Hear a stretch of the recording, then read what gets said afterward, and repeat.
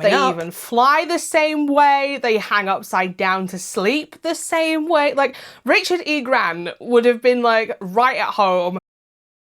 Last week, I exposed myself with 10 different horror movies / franchises that I had never seen, and I said, and I pinky promised on this, that whichever one of those movies got the most traction behind it in the coffin section, I would review for this Monday's video. And when I tell you that it wasn't even close, I mean, like, there was nothing that came really second. There was a few things, like, for Scream, there was a few for, like, The Babadook, but The Lost Boys absolutely got the traction behind it and just kept going. And not only did you guys come out and say, like, you should watch Lost Boys, you also gave me reasons as to why you personally thought that I would like Lost Boys, and I read them all and was like, wow, the Horde really kind of know me, don't they, at this point? So thank you to every single person that sounded off in the coffin section on that video, which is why today I am in fact finally watching The Lost Boys from 1987. But if you don't know anything about The Lost Boys from 1987, let me quickly fill you in. The Lost Boys from 1987 is a vampire horror. When a recently divorced mother and her 2 teenage boys move to a coastal town to stay with her father, it doesn't take long for the brothers to realise the area is a haven for something much more sinister than the party-going surfers. If you're new here, I'm Hannah, but I go by Hordes online, and if you're not new, welcome back. I talk about horror movies here on my channel on Mondays and Fridays, and I talk about the Boulet Brothers' Dragula Titans on Saturdays. So, as always, when it comes to watching movies that I have never seen before, I'm gonna go and watch Lost Boys off camera, so that way if you too have not seen The Lost Boys, nothing will be spoilt for you, because nobody wants to watch a movie that you've just watched somebody else watch from start to finish, because then you're gonna know exactly what happens. And I keep it spoiler free here on my channel, at least on Mondays and Fridays, because nobody, and I mean nobody, likes spoilers. Out for a walk, bitch. See, now I know why everybody was talking about a sweaty saxophone player in the coffin section, yet not a single one of you thought to mention that this guy was wearing denim chaps. Wait, but is it fashion? It's fashion. Let's talk about the plot first, because that's what we always do. The plot follows 2 brothers named Sam and Michael as they move to the fictional town of Santa Carla with their mum, who has just recently got divorced, to move in with her dad and their grandpa, who may possibly be one of the best grandpas that I've come across in a horror movie in a very long time. But this is when they quickly discover that Santa Clara has got a lot more going on than meets the eye, as it is simply known as the murder capital of the world. And then you realise that there is a vampire problem going on here, which may explain why the town has such a reputation. Over the course of the film, you follow older brother Michael as he falls in with the group of Lost Boys that are headed by David, who has a wonderful blonde mullet. And you follow Sam as he meets a pair of brothers in a comic book store who simply want to go vampire hunting because they have worked out that this town is full of vampires. So the movie is kind of told from 2 points of view, with them occasionally crossing over and leading up to the great big finale where everything comes to a massive head-on. Let's roll the mystery. If you didn't know, The Lost Boys is actually filmed in Santa Cruz, which is the famous boardwalk, and that's what you see in the movie. But did you also know that the murder capita of the world reference and the sign in the movie is also a real-life reference? It refers to real-life infamous serial killers Ed Kempner, Herbert Mullin, and John Lindsay Fraser, I think it is, who were 3 serial killers that absolutely ran rampant in the area in the 70s, which earned the town the murder capital of the world from the media. So there you go, there's another subtle little reference in there. In fact, there are quite a lot of really subtle references going on in this, but I'll talk first about the really not so subtle one, and that is the fact that the Lost Boys are actually called the Lost Boys because it's a reference to Peter Pan and the fact that any boy or child that ends up in Neverland will never grow up, and as vampires stay the same age as they are when they first turn, absolutely makes sense. But as a queer lady, I got a lot of queer references going on in this, whether they are supposed to be subtle or not, and I will try and explain. This movie came out in the 80s, and the AIDS epidemic was in particular running rampant amongst gay men. And if you don't know, AIDS is spread through contaminated bodily fluids, and that includes blood. So it did not go over my head that Michael is actually turned into a vampire by David by drinking blood. It is, to me, I immediately put the two and two together. There is a lot of like gay friction going on between these two as well that continues to build up over the entire movie, to the point where in that final confrontation I was like, and now kiss please.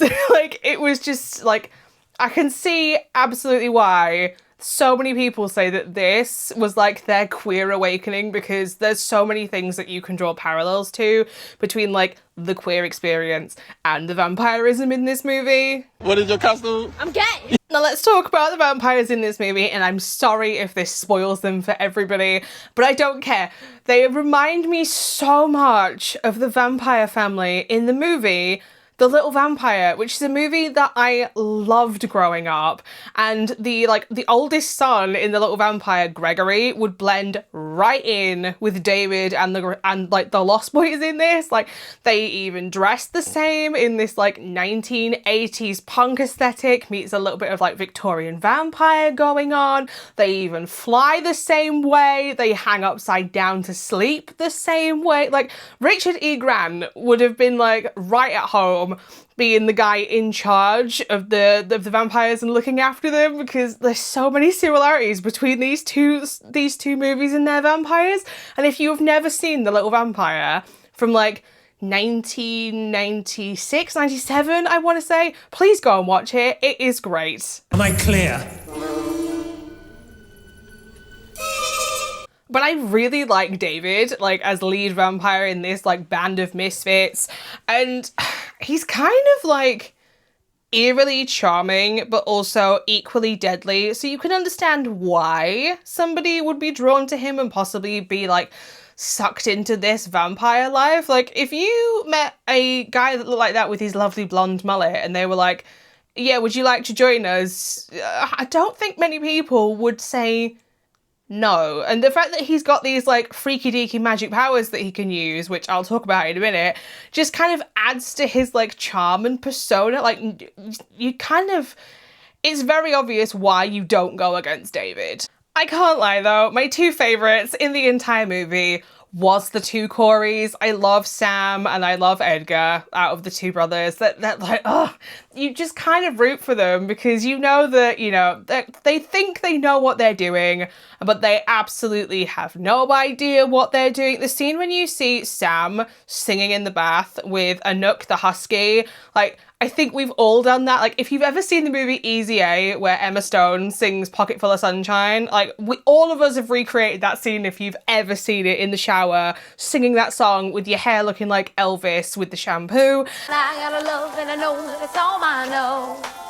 Oh, wow. So, I love him as, like, the younger brother. I think that they, like, him as the, like, curious younger brother who really couldn't care less about his older brother in the beginning and then suddenly realised that something's going wrong. It's such a great dynamic between the two. Anouk the husky is adorable, and as a dog girly, of course, I was gonna like Anouk the husky. I think that Thorn, the German Shepherd, is like, all the dogs in this are great, and I just have to take a minute to talk about them because I don't think people give animals enough credit in movies, and these two, they've got quite a lot of screen time, and they are both thoroughly good boys. Who's a good boy? Woof. Now, I saw in the coffin section of the video where I brought up which one of these movies I was going to watch, and I'm sorry if I can't remember who it was that mentioned this, but somebody said to me that they think that Lost Boys is more of a fantasy movie rather than a horror movie, and I can kind of see where they're coming from this, because the horror tends to come into this from the, like, vampire hunting section onwards, which I would say is maybe the last, like, 25-30 minutes of the movie, but there's a lot of magical realism elements certainly going on, like with David and his freaky deaky powers, like particularly in the, like, the bridge scene, because you know that something's going on there. It's not just that's not just fog, that's not Silent Hill fog either, and I can definitely see why somebody would say that this is potentially more of a fantasy movie than a horror movie. But I do want to talk about when it becomes a horror movie towards the end, and Grandpa is amazing, and if you've seen this movie, you'll know why I'm going to say this statement. Like, they would all have been royally screwed without Grandpa, like right at the very end. Like, this would have had a very different ending if Grandpa wasn't like rebuilding a fence out in the garden and conveniently had all of those things in the back of his pickup truck. But I like the explosion of like blood that starts in the bathroom scene when they've put the holy water in the bathtub and the garlic in the bathtub, and it just sort of travels throughout the house, and then like everything starts exploding in the kitchen. Like, I loved all of that stuff. I love the practical effects stuff that's going on in this. It's not a super gory and violent movie besides, like, there's the explosions of blood going on, but I wouldn't say it's necessarily a super gory or violent movie. So if you are somebody that doesn't like super gory and violent, besides the like very, very end of the movie, there kind of really isn't any. In the end though, I am actually going to give The Lost Boys from 1987 a 4 out of 5 stars. I actually really enjoyed this movie, and I think even though I am a 91 baby, there's certainly things in this that remind me of things that I grew up with, or like the whole like queer experience and the sort of parallels that are going on. So there's definitely enough things that were like relevant still to me. So when I watched them, I had a good time watching this one. And the sweaty saxophone player, the number of you that were like, yeah, the sweaty saxophone player in this, that's Tina Turner's saxophone player. And I was like, what are they all talking about? And immediately when he popped up, I was like, oh, this guy. But my opinion isn't the only one that matters, which begs the question, should you personally watch The Lost Boys from 1987?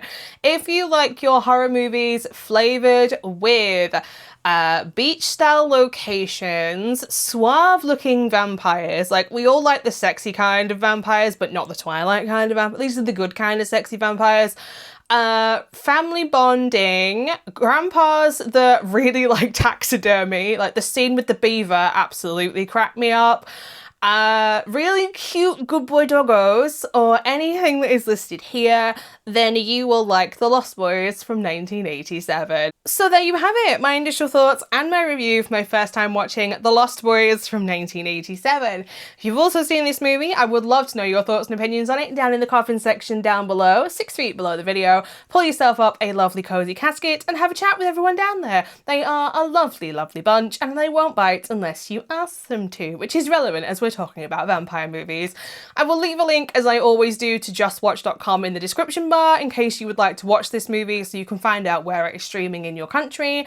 And if you would like to know where else you can find me, I am also over on Instagram and Letterboxd at HordesOfHorror, where I post every single horror movie that I watch, not just the ones that I talk about here on YouTube. But speaking of YouTube, I'll be back on Friday, and this time I'm starting a new like mini-series going on that will roll over from month to month to month going forward.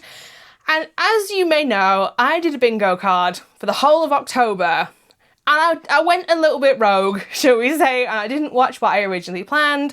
So what I'm going to be talking about is everything that I actually watched in the month of October instead, and telling you how I actually did on the bingo card. Thank you all for watching, and I will see you all in the next video. So until next time, bye.